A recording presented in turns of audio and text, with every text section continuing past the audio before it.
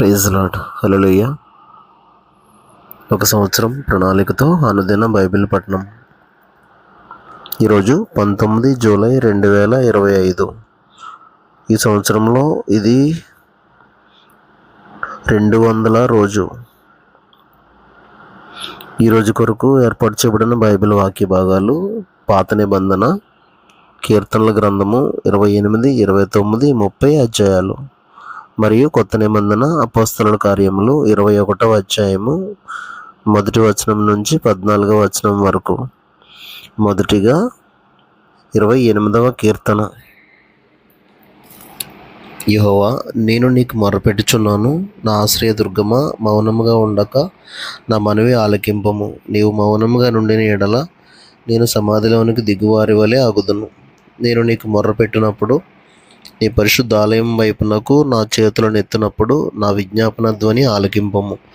భక్తిహీనులను, పాపం చేయువారిని నీవు లాగివేయినట్టు నన్ను లాగివేయకము. వారు దుష్టాలోచన హృదయంలో నుంచుకుని తమ పొరుగు వారితో సమాధానంగా మాట్లాడుదురు. వారి క్రియలను బట్టి, వారి దుష్ట క్రియలను బట్టి వారికి ప్రతీకారం చేయుము. వారు చేసిన పనిని బట్టి వారికి ప్రతీకారం చేయుము. వారికి తగిన ప్రతిఫలమిమ్ము. యెహోవా కార్యములను వారు లక్ష్యపెట్టరు, ఆయన హస్తకృత్యములను వారు లక్ష్యపెట్టరు. కావున ఆయన వారిని వృద్ధిపరచక నిర్మూలం చేయను.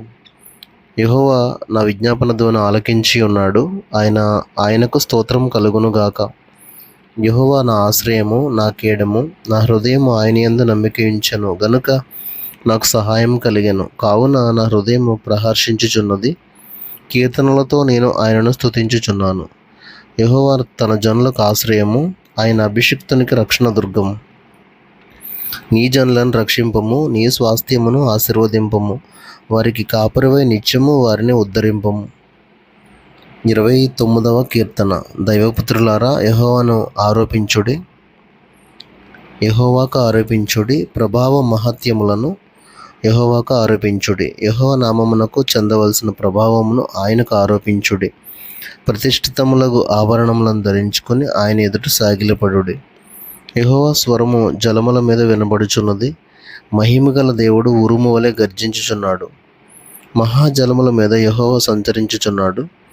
యెహోవా స్వరము బలమైనది. యెహోవా స్వరము ప్రభావము గలది. యెహోవా స్వరము దేవదారు వృక్షములను విరుచును. యెహోవా లెబానోను దేవదారు వృక్షములను ముక్కలుగా విరుచును. దూడవలె అవి గంతులు వేయినట్లు ఆయన చేయను. లెబానోనును షిరియోనును గురుపోతు పిల్లవలే గంతులు వేయినట్లు ఆయన చేయును. యెహోవా స్వరము అగ్నిజ్వాలలను ప్రజ్వలింపచేయుచున్నది. యెహోవా స్వరము అరణ్యమును కదిలించును. యెహోవా కాదేశు అరణ్యమును కదిలించును. యెహోవా స్వరము లేళ్లను ఈనజేయును. అది ఆకులు రాల్చును. ఆయన ఆలయంలో ఉన్నవన్నీ ఆయనకే ప్రభావం అనుచున్నవి. యెహోవా ప్రళయ జలముల మీద ఆసీనుడాయను. యెహోవా నిత్యము రాజుగా ఆసీనుడై ఉన్నాడు. యెహోవా తన ప్రజలకు బలమును అనుగ్రహించును. యెహోవా తన ప్రజలకు సమాధానం కలుగజేసి వారిని ఆశీర్వదించును. 30వ కీర్తన. యెహోవా నా శత్రువులను నా విషయమై సంతోషింపనీయక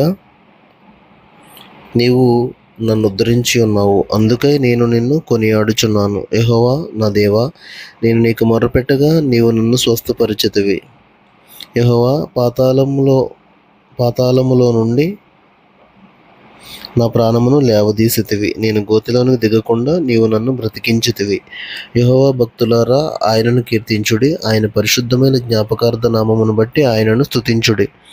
ఆయన కోపము నిమిషమాత్రం ఉండును, ఆయన దయ ఆయుష్కాలమంతయు నిలుచును. సాయంకాలమున ఏడ్పు వచ్చి రాత్రి ఉండునను, ఉదయమున సంతోషం కలుగును. నేనెన్నడూ కదలనని నా క్షేమకాలమున అనుకొంటిని. యెహోవా, దయ కలిగి నీవే నా పర్వతమును స్థిరపరిచితివి. నీ ముఖమును నీవు దాచుకున్నప్పుడు నేను కలత చెందితిని. యెహోవా, నీకే మొరపెట్టితిని, నా ప్రభువును బతిమాలుకొంటిని. నేను గోతిలోనికి దిగిన ఎడల నా ప్రాణము వలన ఏమి లాభము? మన్ను నిన్ను స్తుతించునా? నీ సత్యమును గూర్చి అది వివరించునా? యెహోవా, ఆలకింపుము, నన్ను కరుణింపుము. యెహోవా, నాకు సహాయుడవై ఉండుము. నా ప్రాణము మౌనముగా ఉండక నిన్ను కీర్తించున్నట్లు నా అంగలార్పును నీవు నాట్యముగా మార్చి ఉన్నావు. నీవు నా గోనె పట్ట విడిపించి సంతోష వస్త్రము నన్ను ధరింపజేసి ఉన్నావు. యెహోవా నా దేవా, నిత్యము నేను నిన్ను స్తుతించెదను.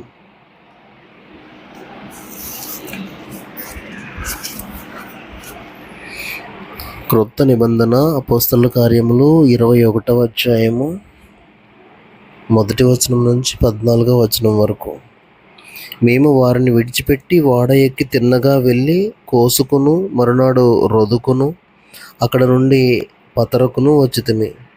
అప్పుడు ఫేనీకేకు వెళ్ళబోచున్న ఒక ఓడను చూచి దానిని ఎక్కి బయలుదేరితిమి. కుప్రకు ఎదురుగా వచ్చి దానిని ఎడమ తట్టున విడిచి సిరియా వైపుగా వెళ్ళి తూరులో దిగితిమి. అక్కడ ఓడ సరుకు దిగుమతి చేయవలసి ఉండెను. మేము అక్కడనున్న శిష్యులను కనుగొని 7 దినములు అక్కడ ఉంటిమి. వారు నీవు యెరూషలేములో కాలు పెట్టవద్దని ఆత్మ ద్వారా పౌలుతో చెప్పిరి. ఆ దినములు గడిపిన తరువాత ప్రయాణమైపోవచుండగా భార్యలతోనూ పిల్లలతోనూ వారందరూ మమ్మను పట్టణం వెలుపలి వరకు సాగనంప వచ్చిరి. వారును మేమును సముద్ర తీరమున మోకాల్లోని ప్రార్థన చేసి ఒకరి యొద్ద ఒకరము సెలవు పుచ్చుకొంటిమి. అంతటా మేము ఓడ ఎక్కితిమి. వారు తమ తమ ఇండ్లకు తిరిగి వెళ్ళిరి. మేము తూరు నుండి చేసిన ప్రయాణం ముగించి తొలిమాయికి వచ్చి సహోదరులను కుశలం అడిగి వారి యొద్ద ఒక దినం ఉంటిమి. మరునాడు మేము బయలుదేరి కైసరేకు వచ్చి 7గురిలో నొకడును సువార్తికుడునైన ఫిలిప్పు ఇంట ప్రవేశించి అతని యొద్ద ఉంటిమి. కన్యకలుగా ఉన్న 4 కుమార్తెలు అతనికి ఉండిరి. వారు ప్రవచించువారు. మేము అనేక దినములు అక్కడ ఉండగా అగబు అను ఒక ప్రవక్త యూదయ నుండి వచ్చాను. అతడు మా యొద్దకు వచ్చి పౌలు నడికట్టు తీసుకుని తన చేతులను కాళ్ళను కట్టుకుని, యెరూషలేములోని యూదులు ఈ నడికట్టు గల మనిషిని ఇలాగు బంధించి అన్యజనుల చేతికి అప్పగింతురని పరిశుద్ధాత్మ చెప్పుచున్నాడు అనెను. ఈ మాట వినినప్పుడు మేమును అక్కడి వారును యెరూషలేమునకు వెళ్ళవద్దని అతని బతిమాలుకొంటిమి. గాని పౌలు, ఇదెందుకు? మీరు ఏడ్చి నా గుండె బద్దలు చేసెదరేలా? నేనైతే ప్రభువైన యేసు నామము నిమిత్తము యెరూషలేములో బంధింపబడుటకు మాత్రమే గాక చనిపోవుటకును సిద్ధముగా ఉన్నానని చెప్పాను. అతడు ఒప్పుకొననందున మేము ప్రభువు చిత్తము జరుగును గాక అని ఊరకుంటిమి. దేవుడు తన పరిశుద్ధ వాక్యమును మన వినికిడిలో దీవించును గాక. ఆమేన్.